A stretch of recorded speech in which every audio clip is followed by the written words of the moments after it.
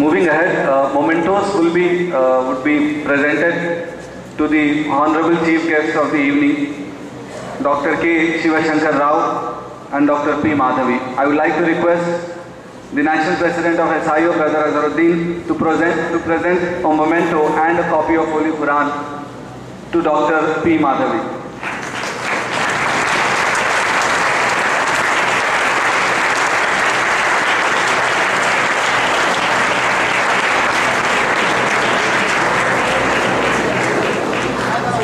Now I would like to request Dr. Atif Ismail, Zonal President, Students Islamic Organization of India, Andhra Pradesh Zone, to give a memento to Dr. K. Shivashankar Rao.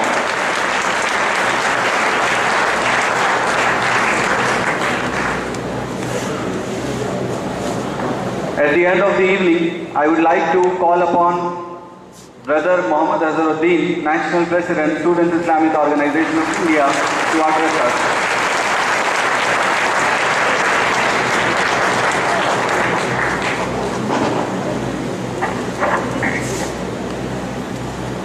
رب اشرح لي صدري ويسر لي امري واحلل عقدة من لساني ويفقهوا قولي. قال الله تعالى في القرآن المجيد والفرقان الحميد: ظهر الفساد في البر والبحر بما كسبت أيدي الناس. صدق الله العلي العظيم والمولى الكريم. Respected dignitaries اور اس اہم پروگرام میں موجود طلبہ اور نوجوان دوستوں، انٹرٹینمنٹ کے اتنے شاندار پروگرام کو دیکھنے کے بعد اب خود میرا بھی جی نہیں چاہ رہا ہے کہ آپ لوگوں کے سامنے لیکچر پیش کروں. اور سچ بات یہ ہے کہ انٹرٹینمنٹ کے مختلف پروگرامز کے ذریعے سے، کلچرل ایکٹیویٹیز کے ذریعے سے جتنے آسان انداز میں دلوں کو لبھانے والے اور دلوں کو اپیل کرنے والے انداز میں میسیج کنوے کیا جاتا ہے، شاید تقریر کے ذریعے، لیکچر کے ذریعے اتنے اچھے انداز میں اپیل کرنا اور جھنجھوڑنا ممکن نہیں ہے. اور یہی وجہ ہے کہ SIO آف انڈیا نے اپنے میسیج کو کنوے کرنے کے لیے جہاں اس طرح کے ٹریڈیشنل ٹولز، لیکچر، سیمینارز وغیرہ کو آرگنائز کرتی رہتی ہے، وہیں اس بات کا بھی فیصلہ کیا ہے کہ اس طرح کے کلچرل پروگرامز کو بھی وہ ریگولرلی یوز کرے گی اور اس کے ذریعے سے سماج کے جو اہم ایشوز ہیں، سلگتے ہوئے ایشوز ہیں، ان کو ریفلیکٹ کرنے کی کوشش کرے گی. ہمارے یہ ساتھیوں کی جو کوششیں تھیں، جو ابھی تقریباً 1 گھنٹے سے ہم لوگ اس کو انجوائے کر رہے تھے، وہ دراصل اسی پرسپیکٹیو سے تھی. میں ہمارے تمام کلاکاروں کو، فنکاروں کو مبارکباد دیتا ہوں، جس کے ذریعے سے انہوں نے الحمدللہ شاندار میسیج ہم لوگوں کو کنوے کیا ہے.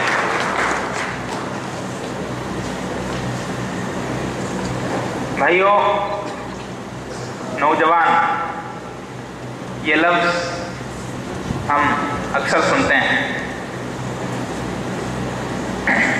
حضرت عمر فاروق رضی اللہ تعالیٰ عنہ ایک مرتبہ اپنے ساتھیوں کے ساتھ کسی محفل میں بیٹھے ہوئے تھے، تو انہوں نے اپنے ساتھیوں سے کہا کہ اگر تم لوگوں کو دعا مانگنے کی دعوت دی جائے، کہا جائے کہ تم اپنی کسی وش کو ایکسپریس کرو، تو تم کون سی وش ایکسپریس کرو گے، کس دعا کو مانگو گے؟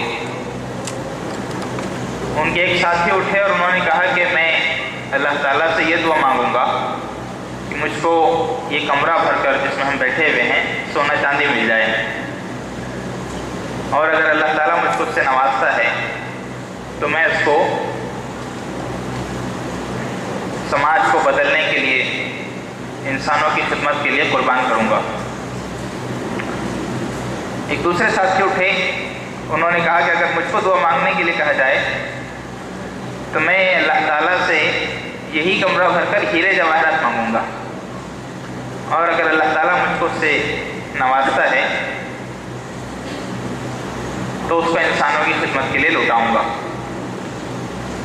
ظاہر ہے کہ دونوں بھی خواہشات بہت ہی اچھی خواہشات ہیں کہ ہم سونا چاندی اور ہیرے جواہرات حاصل کرنا چاہیں، لیکن اس کے ذریعے سے انسانوں کی خدمت کرنا چاہیں، سماج کو بدلنا چاہیں، سماج کے مسائل کو حل کرنا چاہیں. حضرت عمر فاروق جیسا کہ ہم جانتے ہیں اسلامی تاریخ کے، اسلامی ہسٹری کے بہت ہی ایمیننٹ پرسنالٹی رہے ہیں.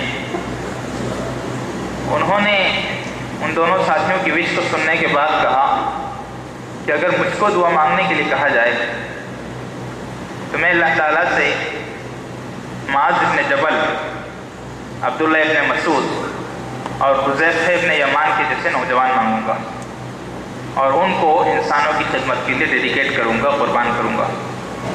میری خواہش نہ سونے چاندی کی خواہش ہے اور نہ ہیرے جواہرات کی. مجھے سماج کو بدلنے کے لیے نوجوان چاہیے، اور نوجوان بھی صرف ایسے نوجوان نہیں جو اپنے ہیئر اسٹائل ہی کے اعتبار سے نوجوان ہوں، اپنے جینس اور ٹراؤزرز کے اعتبار سے نوجوان ہوں، اپنے واکنگ اور ٹاکنگ اسٹائل کے اعتبار سے نوجوان ہوں، اپنے اسمارٹنیس کی بنیاد پر نوجوان ہوں، اپنے موبائل کے لیٹسٹ ہینڈ سیٹ اور بائک اور پرفیوم جیسی چیزوں کی بنیاد پر نوجوان ہوں. بلکہ انہوں نے سمبلائز کیا، علامتی طور پر بیان کیا، معاذ ابن جبل، عبداللہ ابن مسعود اور حذیفہ ابن یمان کے جیسے.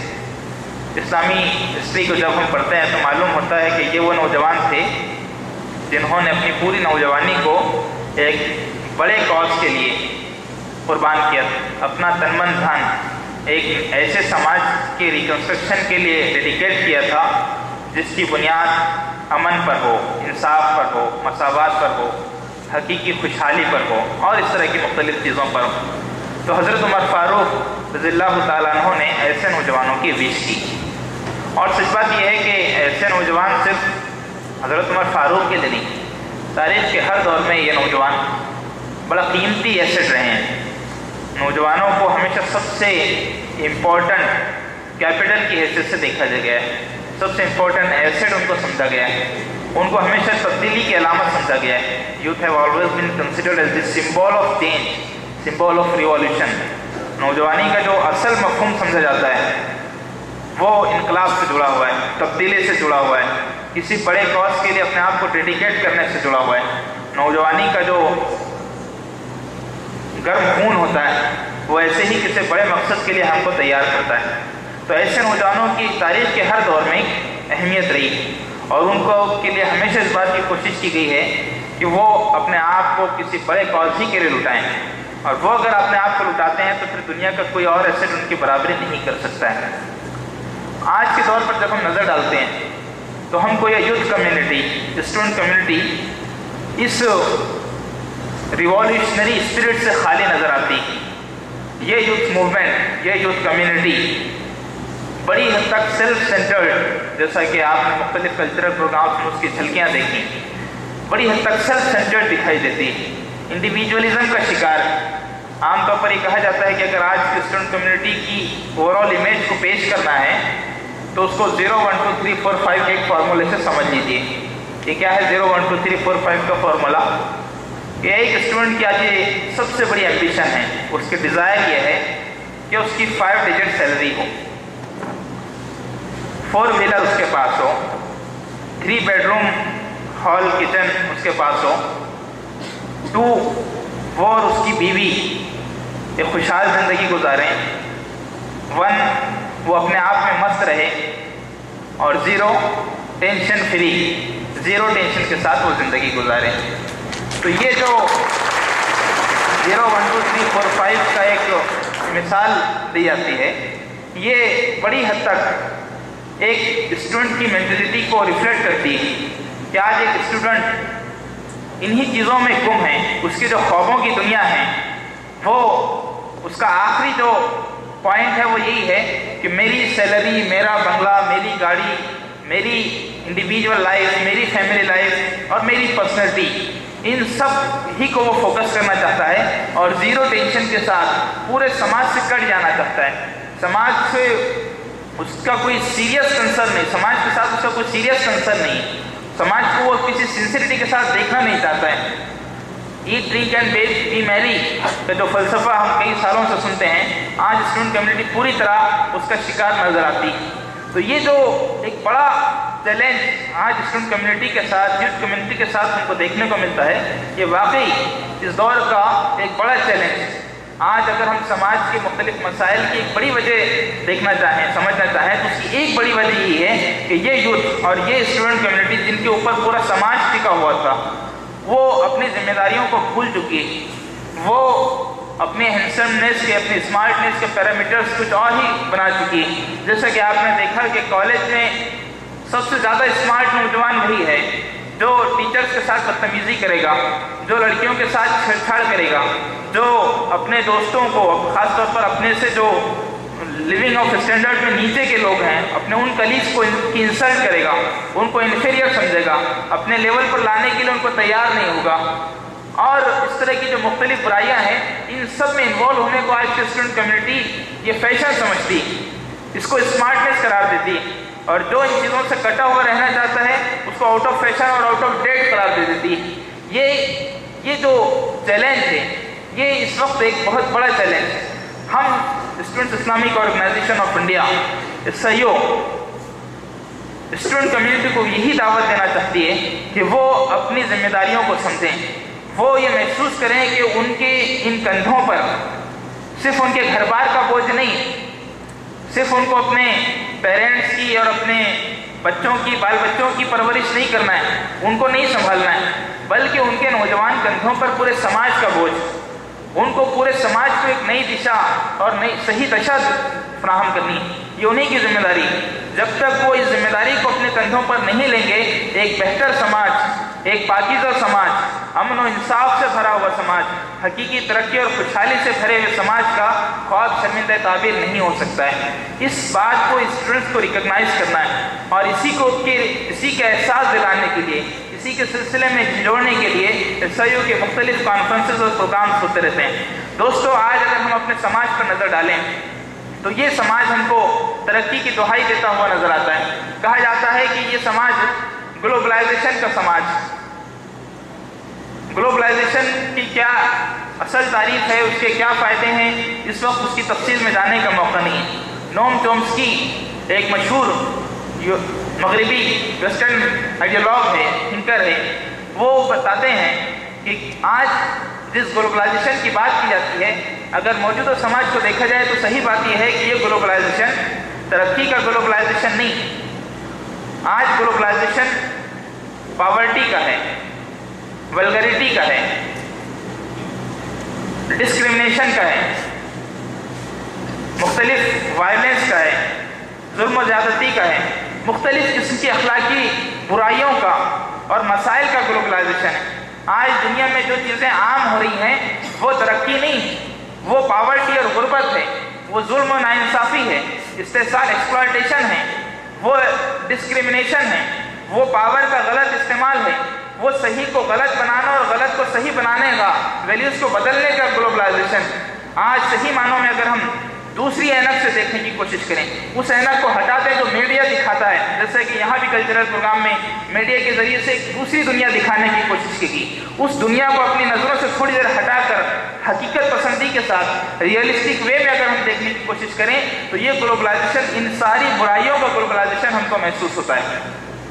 پاورٹی، کہا جاتا ہے کہ ترقی ہو رہی ہے، ملکوں کی اکنامک اسٹیٹس میں اضافہ ہو رہا ہے، GDPs بڑھ رہی ہیں، پر کیپٹا انکم بڑھ رہا ہے، سو اینڈ سو مختلف باتیں کی جاتی ہیں۔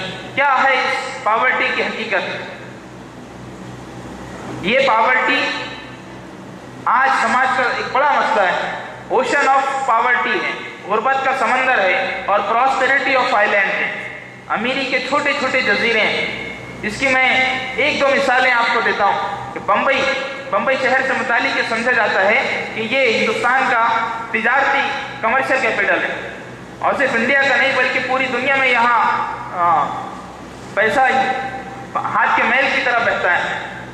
ممبئی کی یہ فائنینشیل کیپٹل کی حیثیت صرف انڈیا میں نہیں دنیا بھر میں مانی جاتی۔ اس ممبئی شہر میں جب ہم بائی فلائٹ لینڈ کرتے ہیں یا ٹیک آف کرتے ہیں تو ممبئی کی جو تصویر نظر آتی ہے وہ بہت دوسری تصویر ہے۔ ممبئی میں عرب اوشن ہے،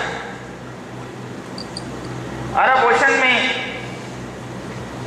ایک طرف اس کے بالکل پیرالل جب ہم فلائٹ سے لینڈ کرتے ہیں یا ٹیک آف کرتے ہیں تو بالکل عرب اوشن کے پیرالل جھکی جھوپڑیوں کا ایک سمندر ہے۔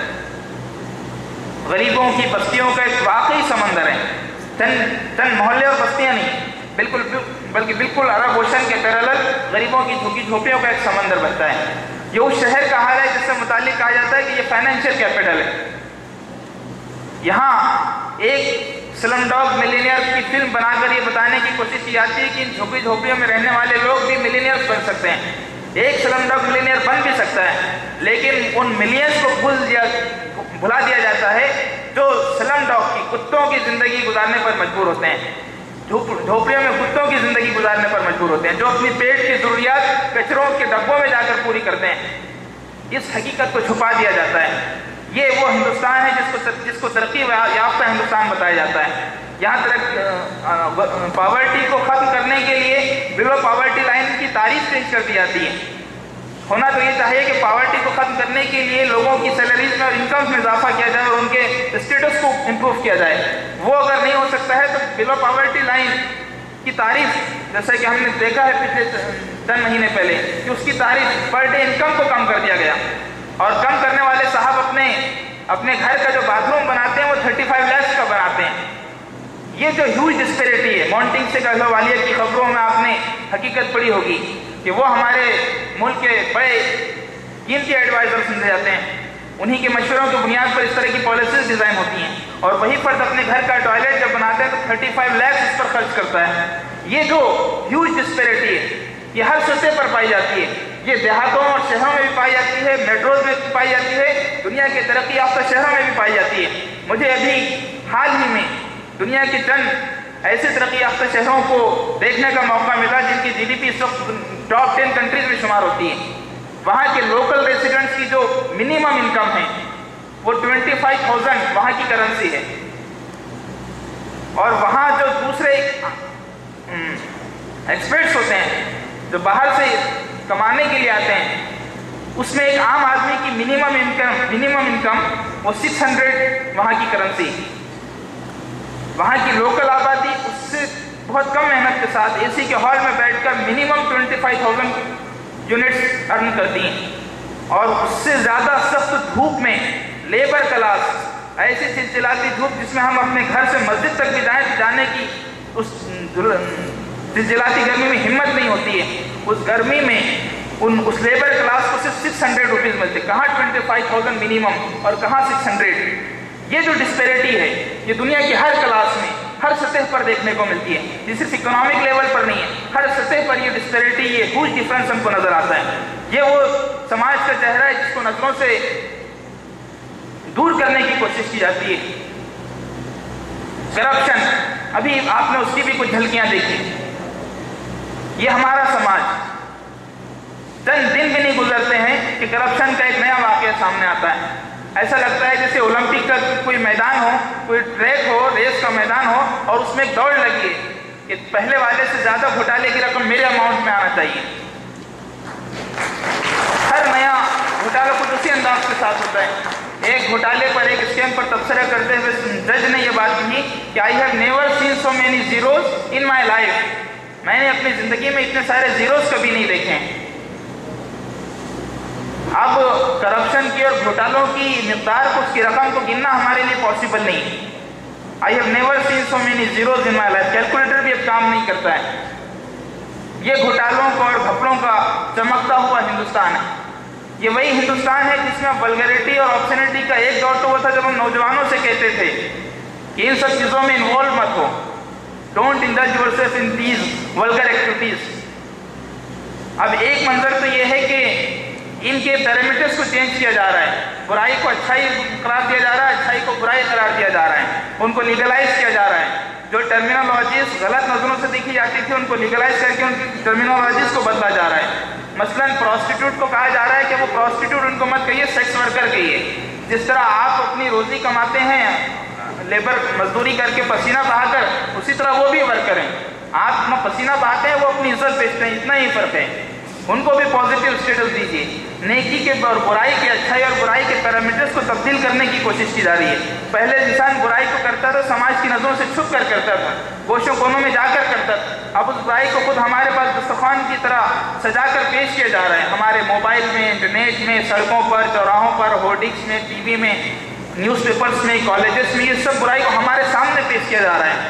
تو ایک تو ولگریٹی اور آبسینٹی کا یہ پرابلم ہے, اور دوسرا یہ ہے کہ اب صرف ان کے شکار یوتھ کمیونٹی نہیں ہو رہی, بلکہ اگر آپ پچھلے چند مہینوں کی خبریں پڑھیں گے تو معلوم ہوگا کہ اب ان چیزوں کا اپنے موبائل میں پورن ویڈیوز کا مشاہدہ ان لوگوں نے کیا ہے جو یوتھ کمیونٹی سے بلانگ نہیں کرتے ہیں, نہ صرف ایج فیکٹر کے اعتبار سے بلکہ اپنے اسٹیٹس کے اعتبار سے وہ غیر معمولی مقام رکھتے ہیں. آپ نے کرناٹک اور گجرات کی اسمبلیوں کے حوالے سے پڑھا ہوگا کہ وہاں کے ایم ایل ایز نے اسمبلیوں کے اندر بیٹھ کر وہ جگہ جہاں ان کو سماج کے لیے اور ملک کے لیے قانون بنانے ہیں, ان کے حق میں فیصلے کرنے ہیں, وہاں بیٹھ کر پورن ویڈیوز کا مشاہدہ کیا ہے.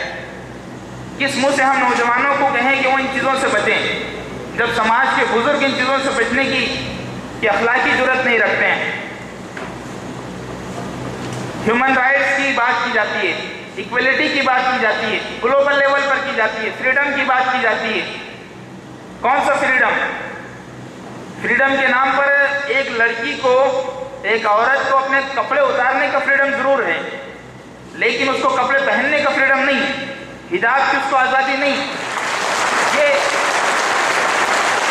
صرف بات نہیں, دنیا کے کتنے ممالک میں حجاب کو بین کیا گیا اور اس کے لیے کتنی دغدغ کی, اس کی سب مثالیں آپ کے سامنے ہیں.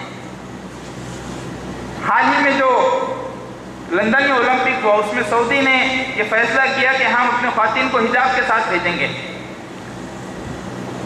اور بھیجا. اور جب وہ خواتین حجاب کے ساتھ دوڑنے لگی تو ان کا پروٹیسٹ اس شکل میں کیا گیا کہ اس کے مقابلے میں یورپین اور ویسٹرن لیڈیز باقاعدہ مکمل طور پر نیوڈ ہو کر, رہنا ہو کر ان کے پروٹیسٹ میں ٹریک پر اتر آئی. تو آپ کو حجاب کے ساتھ سماج کے کام کرنے کی آزادی نہیں, ہاں اتار جتنا سکتے ہیں اتنا اتارنے کی آزادی ہے, اس کے لیے تو پوری مہم چلی ہوئی ہے. آزادی تو ہر قسم کی آزادی ہونی چاہیے اور اچھی آزادیوں کو تو پروموٹ کرنا چاہیے. تو یہ آزادی کا تصور ہے. آزادی کے نام پر مذہب کی, ریلیجن کی توہین کی جا سکتی ہے, اس کو برا بھلا کہا جا سکتا ہے, لیکن اسی مذہب کو, مذہب کی اچھی تعلیمات کو, پیسفل ٹیچنگز کو, کنسٹرکٹیو اپروچ کو اگر سماج میں عام کرنے کی کوشش کی جائے, ڈیموکریٹک وے میں کی جائے, تو پھر وہ freedom of expression of thought کی تعریف کے تحت نہیں آتا ہے. حال ہی میں مسلمانوں کے جذبات کو جھنجھوڑنے والی جو فلم انوسنس آف مسلم بنی ہے, میں اس فلم پر بالکل گفتگو نہیں کرنا چاہتا ہوں, نہ اس کو ایشو بنانا چاہتا ہوں, لیکن جب اس کے پروٹیسٹ میں امریکہ پر پریشر آیا تو وہاں کی انتظامیہ نے, وہاں کی ہوم منسٹر نے خود یہ اسٹیٹمنٹ دیا کہ ہم اس کو برا سمجھتے ہیں, اس کو ہم برا سمجھتے ہیں, لیکن اس پر ہم کارروائی نہیں کر سکتے ہیں, اس لیے کہ ہمارے یہاں آزادی, ہم فلم بنانے والوں پر کوئی کارروائی اس لیے نہیں کر سکتے ہیں کہ وہ اس کی آزادی, ہاں آپ کی سمپیتھی میں ہم اس کو برا ضرور سمجھتے ہیں, لیکن کارروائی کچھ نہیں کر سکتے ہیں. تو یہ جو ہیومن رائٹس کا ایک ڈھنڈورا ہے, یہ جو فریڈم کی اور ایکویلٹی کے مختلف خوشنما باتیں ہیں, یہ ہر سطح پر دیکھنے کو ملتی ہیں. اگر ان کی مثالیں دینے پر گفتگو کی جائے تو شاید پوری تقریر کا حصہ اسی میں وقف ہو سکتا ہے. محترم دوستو, یہ نیچے سے لے کر ایک دیہات اور چھوٹے شہر سے لے کر دنیا کے ترقی یافتہ ملکوں تک کی صورتحال ہے, جس میں ہر سطح پر سماج مسائل میں, پرابلمز میں ڈوبا ہوا ہے, اس کا شکار ہے اور بڑھتا چلا جا رہا ہے, اس میں تیزی کے ساتھ آگے بڑھتا چلا جا رہا ہے. ایک ویسٹرن آئیڈیالوگ تھنکر نے کہا کہ in capitalism man exploits man, in socialism, in capitalism, man exploits man. In socialism, it was just the opposite. In capitalism, man exploits man. In socialism, it was just the opposite. کہ man exploits man کا opposite کیا ہوگا؟ ناداں کو الٹا بھی تو ناداں ہی رہا. man exploits man رہے گا. سوشلزم اور سے متعلق کہا جاتا تھا کہ اس میں ایکسپلائٹیشن تھا, ایک آدمی دوسرے آدمی کا ایکسپلائٹیشن کرتا تھا. کیپٹلزم میں کیا ہے؟ اس کا الٹا ہے, وہی بات, صرف شکل بدلی, اس کا نیچر بدلا ہے. اسپرٹ میں آج بھی ایکسپلائٹیشن ہے، ہر سطح پر سماج کو غلط رخ پر لے جانے کی کوشش کی جا رہی ہے۔ یہ 21 سینچری کا ایک بڑا پرابلم ہے۔ ایک اور مفکر نے کہا کہ confident means and confused destinations are the unique feature of this era. Confident means and confused destinations are unique feature, is the unique feature of this era. Means بڑے کانفیڈنٹ ہیں، یہ سائنس اور ٹیکنالوجی، یہ development اور ان سب چیزوں کا اس کے لیے استعمال بہت کانفیڈنٹ ہے، ہونا چاہیے، لیکن جو ڈیسٹینیشن پر جانے کی کوشش کی جا رہی ہے وہ کلیئر نہیں ہے، اس میں کنفیوژن ہے، بلکہ کوئی ہے ہی نہیں آبجیکٹو، کوئی آبجیکٹو نہیں ہے سوائے اسی کے سماج کو دو خانوں میں بانٹ کر رکھا جائے اور جو ڈومیننٹ کلاس ہے وہ سپریس کلاس کو اپنی مرضی کے مطابق چلائے۔ یہ اس سماج کے بڑے بھیانک پہلو ہیں، ان پہلوؤں پر اسٹوڈنٹ کمیونٹی کو سوچنا ہے، ان کے روٹس کو فائنڈ آؤٹ کرنا ہے اور ان کو فائنڈ آؤٹ کر کے ان کو دور کرنے کی کوشش کرنا ہے۔ ایس آئی آف انڈیا نے یہ جو ری ڈیفائننگ ایجوکیشن کی بات کی ہے، یہ اس کا ایک کنسرن یہ ہے کہ ان سب کی ایک بڑی وجہ یہ ہمارا ایجوکیشن سسٹم بھی، ہمارے اس ایجوکیشن سسٹم میں بھی کچھ کمزوریاں پائی جاتی ہیں جس کو ہم کو فائنڈ آؤٹ کرنا ہے۔ ایجوکیشن کس چیز کا نام ہے؟ ایجوکیشن انسان کو انسان بنانے کا نام، اس کو انفارمیشن باکس بنانے کا نام نہیں ہے، اس کو پیسے کمانے کی مشین بنانے کا نام نہیں ہے۔ آج ایجوکیشن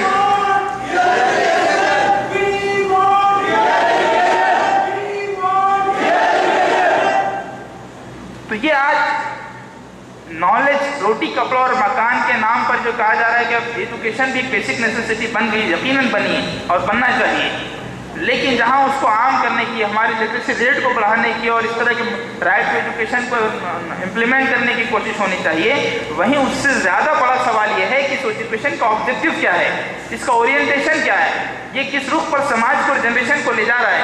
کیا یہ صرف روبوٹ بنا رہا ہے؟ کیا یہ صرف ملٹی نیشنل کمپنیوں کی خدمت کرنے والے کچھ افراد تیار کر رہا ہے، یا اس کے سامنے کچھ اور بھی گولز ہیں؟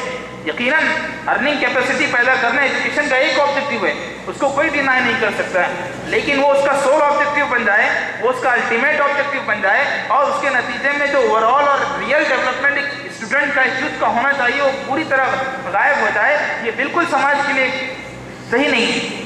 تو اس ایجوکیشن سسٹم کو جب ہم ماضی میں جا کر دیکھتے ہیں تو محسوس ہوتا ہے کہ اس ایجوکیشن سسٹم کی جو بنیاد رکھی گئی وہ ایک ڈفرینٹ ورڈیو پر رکھی گئی۔ وہ ورڈیو یہ تھا کہ ہم کو خدا سے اور مذہب سے دور ہونا ہے۔ باقاعدہ اس وقت اس سسٹم کے جو فاؤنڈرز تھے ان کے کوٹیشنز ہم کو دیکھنے کو ملتے ہیں کہ انسان کی آزادی اس وقت تک مکمل نہیں ہو سکتی ہے جب تک کہ وہ خدا سے، مذہب سے اور اخلاق سے اپنے رشتے کو کاٹ نہیں لیتا ہے۔ انہوں نے کھل کر کہا کہ جس دن سائنس اور ٹیکنالوجی کو مذہب پر غلبہ اور ڈومیننس نصیب ہو جائے گا اس دن دنیا میں امن و انصاف آ جائے گا۔ انہوں نے کھل کر کہا کہ جب تک ہم مذہبی خیالات کو اپنے دماغ سے کھرچ کر نکال نہیں دیتے ہیں تب تک دنیا میں امن و آشتی کا تصور نہیں کیا جا سکتا ہے۔ انہوں نے پورے سوسائٹی کی اس بنیاد کو خدا سے، مذہب سے اور اخلاق سے دشمنی پر رکھی، بجائے اس کے کہ وہ سائنس اور ٹیکنالوجی کو مذہبی اصولوں کے پابند بناتے اور اس کی روشنی میں سائنس اور ٹیکنالوجی سے پوری دنیا کو فیض پہنچاتے۔ انہوں نے صرف چند لوگوں تک، چند محدود اور طاقتور لوگوں تک اس کا فیض پہنچانے کی کوشش کی۔ انہوں نے اس پورے سسٹم کی بنیاد ڈارون کے فلسفے پر رکھی کہ ہم بندر کی اولاد۔ انہوں نے اپنے سارے علوم کو، فنون کو، نالج، ڈسپلنس آف نالج کو اس بنیاد پر آگے بڑھایا کہ ہم فرائڈ کا اس تصور کی بنیاد پر آگے بڑھایا کہ ہمارے سارے کاموں کا جو اصل آبجیکٹو ہے، انسینٹیو ہے، وہ ہمارے سیکشول ڈیزائرز ہیں۔ ان علوم و فنون کی بنیاد کارل مارکس کی تھیوری پر بھی ڈیولپ کی گئی کہ اب انسان بنیادی طور پر پیسے کمانے کی ایک مشین ہے۔ یہ پیسہ کمانے کی مشین، یہ انسان کو سیکشول ڈیزائر بنانا، یہ انسان کو بندر کی اولاد قرار دینا، اس بڑے بنیادی تصور کے ساتھ ناانصافی تھی جس کے تحت وہ اس کائنات کا سپریم کریٹر ہے، اشرف المخلوقات ہے۔ اس تصور کو بھلا دیا گیا اور کہا گیا کہ یہ دو ٹانگوں والا جانور ہے، یہ ایسا جانور ہے جس کے اندر روح ہے، یہ ایسا جانور ہے جس کو سدھایا جا سکتا ہے۔ ایجوکیشن میں جو تھیوریز رکھی گئی وہ بالکل اسی ورڈیو کو پروموٹ کرنے والی تھی۔ کیمسٹری میں یہ کہا گیا کہ جو اصل کوالٹیز ہوتی ہیں چیزوں کی وہ انویزیبل ہیں، وہ ویزیبل چیزیں ہونی چاہیے۔ اور جو چیزیں ویزیبل نہیں ہیں وہ سیکنڈری کوالٹیز، وہ چونکہ اسمیل وہ چونکہ ویزیبل نہیں ہے، اس لیے کیمسٹری میں بتایا گیا کہ یہ سیکنڈری کوالٹی ہے. لیکن ماس والیوم یہ ویزیبل چیز ہے، یہ پرائمری کوالٹی.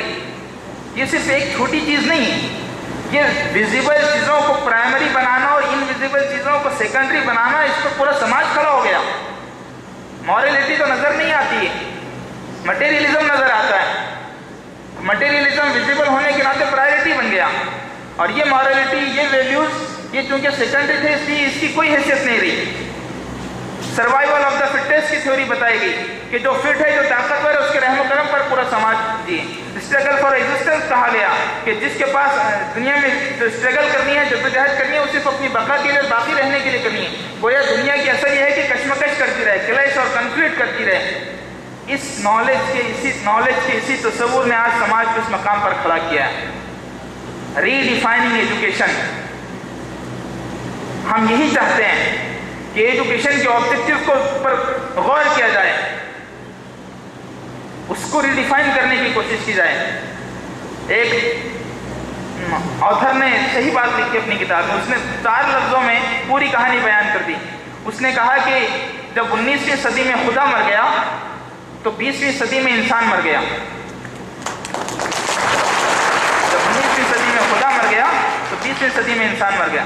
جب ہم نے خدا کو اپنی زندگی سے بے دخل کیا، اپنی کلیکٹیو لائف سے دور کیا، اس کی ٹیچنگز کو، اس کی گائیڈ لائن کو بھلا دیا، اور یہ سمجھے کہ ہم اتنے سپر میچورڈ ہو چکے ہیں کہ ہم خود ساری چیزوں کو طے کر سکتے ہیں، اس کے بعد ہی پرابلم شروع ہوا. اور کیا کچھ ہم نے طے کیا ہے؟ اس دور سے متعلق کہا جاتا ہے کہ یہ آئیڈیالوجیز کے بننے کا دور ہے، اور اسی کے ساتھ یہ بھی کہا جاتا ہے کہ آئیڈیالوجیز کے گرنے کا بھی دور ہے. اور دیکھ لیجئے پچھلے 50-70 سالوں میں جتنے آئیڈیالوجیز آئی ہیں، شاید پوری ہزاروں سالوں میں بھی نہ آئی. ایک نئے نام کے ساتھ ان کو پیش کرنے کی کوشش کی گئی، ایک نام، پھر دوسرا نام، پھر تیسرا نام، پھر چوتھا نام، لفظوں کی تبدیلی کے ساتھ نئی آئیڈیالوجیز بنانے کی کوشش کی گئی، اور اس بات کی کوشش کی گئی کہ اس کے ذریعے سے دنیا کو ترقی کا اور کامیابی کا راستہ بتایا جائے گا. کھانے کے لیے ہم ہوٹل میں جاتے ہیں تو مینو میں آتا ہے چکن کی مختلف dishes, butter chicken, chicken Mughlai, chicken افغانی، چکن کباب، مختلف قسم کی ڈشز آتی ہیں. کچن میں جا کر جب دیکھیں گے تو معلوم ہوگا کہ ان کا بیسک کمپوزیشن ایک ہی ہوتا ہے. کچھ معمولی تبدیلیاں ہوتی ہیں جو اوپر سے کی جاتی ہیں، اور اس کے بعد ان کی حیت، ان کا آؤٹ لک بدل جاتا ہے. ان آئیڈیالوجیز کا بھی جو خمیر ہے وہ ایک ہی ہے، اور اسی بنیادی خمیر سے یہ سب جنم لیے، اسی کے کوکھ سے پھیلے ہیں. اور اس کے نتیجے ہی میں ان میں ظاہری کتنی تبدیلیاں کی جائیں، کتنے خوشنما نام ان کے ساتھ لگائے جائیں، یہ بہرحال انسانی سماج کو پراسپیرس نہیں بنا سکتے ہیں، یہ اس کو ریئل ڈیولپمنٹ نہیں پرووائڈ کر سکتے ہیں. آج نوجوانوں کو اٹھنا ہے کہ وہ اس سماج کو صحیح رخ دیں، ایجوکیشن کو ریڈیفائن کرنے کی کوشش کریں، اپنے مینٹل پاور کو بھی یوز کرنے کی کوشش کریں، اپنے منی پاور اور مسل پاور سے زیادہ اس چیز پر توجہ دیں. ہمارے ایجوکیشن سسٹم کی یہ ذمہ داری ہے. آپ نے دیکھا ڈرامے میں کہ بجائے اس کے کہ ہمارا ایجوکیشن یہ بتاتا کہ ہارٹ کا، دل کا استعمال کیا ہونا چاہیے، حقیقی استعمال کیا ہے، ہم اس کا میکینیکل استعمال لے کر بیٹھے ہیں. ٹیچرز یہ تو بتاتا ہے کہ یہ خون پمپ کرنے والا آرگن ہے، ٹیچرز اس کی وریدوں اور شریانوں کو، آرٹریز کو تو ایکسپلین کرتا ہے اور اس پر پورا ایک پریزنٹیشن پیش کیا جاتا ہے. لیکن وہی ٹیچر عام طور پر اگر ہم سماج میں جا کر دیکھیں تو جو دل کا اصل استعمال ہے کہ اس دل کے ناطے انسانوں سے محبت کی جائے، ہمدردی اور سمپتھی کے جذبات پیدا کیے جائیں، اس کو استعمال کرنے کا یہ ایجوکیشن سسٹم کو پروموٹ نہیں کرتا ہے. یہ جو بڑا پرابلم ہے اس کو ہم کو سمجھنا ہے، اور اس کو سمجھنے کے لیے ہم کو جدوجہد کے میدان میں اترنا ہے. ہم کو اپنے آپ کو پیش کرنا ہے، اس آپٹیمزم، اس فکر کے ساتھ پیش کرنا ہے کہ ہم کل کے ایک نئے ہندوستان کو ڈسکور کریں گے، اس کو ڈیفائن کریں گے، اس کا اورینٹیشن سیٹ کریں گے. خاص طور سے اسٹوڈنٹ کمیونٹی کی ذمہ داری ہے. ہندوستان جب آزاد ہوا تو آزادی کے بعد جب اس ہندوستان کی ترقی کا روڈ میپ بنایا جا رہا تھا تو پلاننگ کمیشن نے اپنے پریفیس میں ایک بہت پیاری بات لکھی تھی. اس نے کہا تھا کہ Destiny of India is being shaped in the classrooms. Destiny of India is being shaped in the classrooms. Hindustan کی تقدیر کا منصوبہ کلاس روم کی چار دیواری کے اندر طے کیا جا رہا ہے. SIO इन्हीं क्लासरूम के अंदर जाकर डिस्कशंस के ज़रिए से, सेमिनार्स और सिम्पोजियम्स के ज़रिए से, को करिकुलर एक्टिविटीज़ और कल्चरल प्रोग्राम्स के ज़रिए से, ड्रामा और नुक्कड़ नाटक के ज़रिए से, मुख्तलिफ किस्म के डिस्कशंस के और कैंपेन्स के ज़रिए से, पोस्टर्स और फोल्डर्स के ज़रिए से, और सबसे बढ़कर अपने कैरेक्टर और अपनी आइडियोलॉजी और अपने मैसेज के ज़रिए से इसी कैंपस को बदल कर एक नए हिंदुस्तान को बनाना है। और उसी में वो स्ट्रगल की तरफ दावत देती है,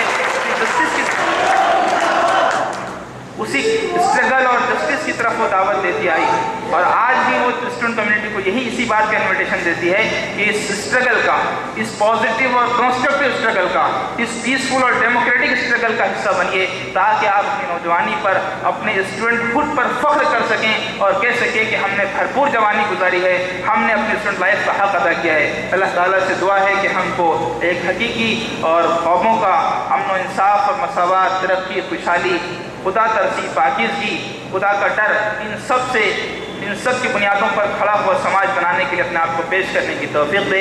आमीन व आखिर दावाना अल्हम्दुलिल्लाह रब्बिल आलमीन।